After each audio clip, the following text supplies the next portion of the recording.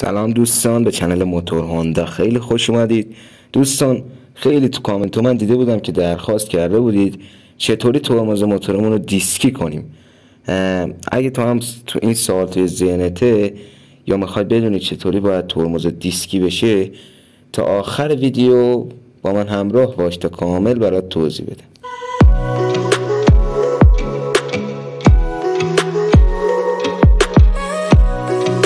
خب دوستان، این لیست رو شما نیاز دارید، یه اسکرین شات حتما از روش بگیرید. خب دوستان، شما برای این کار و مهمترین چیزی که نیاز دارید پمپ ترمزه.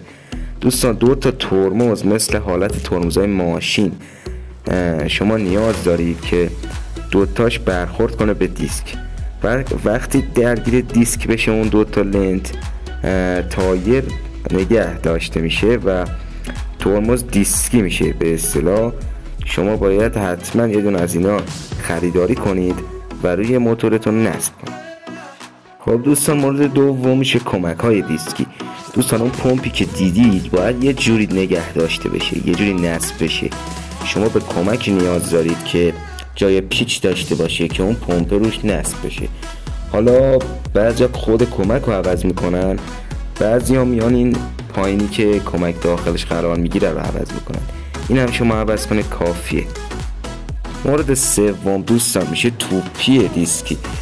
دوستان اگه دقت کرده باشید توپی های لنتی خب خیلی بزرگی دیدید که خب لنت باید قرار بگیره توش، ولی توپی های دیسکی اصلا هیچ کار خاصی نمیکنه، فقط همون پمپ با دیسک روش قرار میگیره و روش بسته میشه.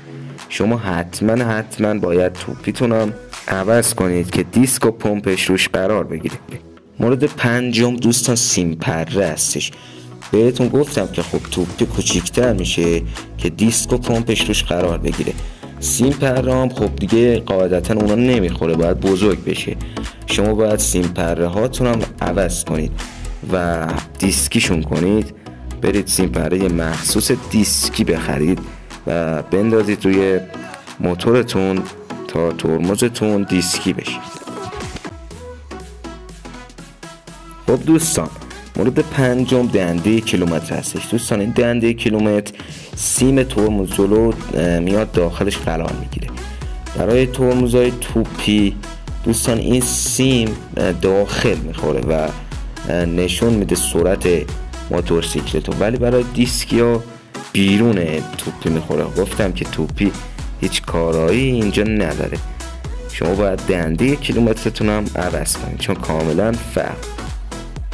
خب دوستان این سیمه بود، سیم که گفتم بهتون میخوره توی دنده، سیمش هم باید عوض شه چون که اون که داخل میخوره کاملا سیم متفاوتیه با اینکه بیرون میخوره. سیم هم شما باید عوض کنید که ترمزتون کار کنه. سیم وصل میشه تل پمپ قلوه و وصل میشه به پایین میخوره به دنده. سیم هم یادتون نره که خریداری کنید. مورد بعدی دوستان قلوه هستش. قلوه های فابریکی خب هیچ پمپی رو سرشون نیست و جدا هم نیستن، هر دوش به هم چسبیده شده.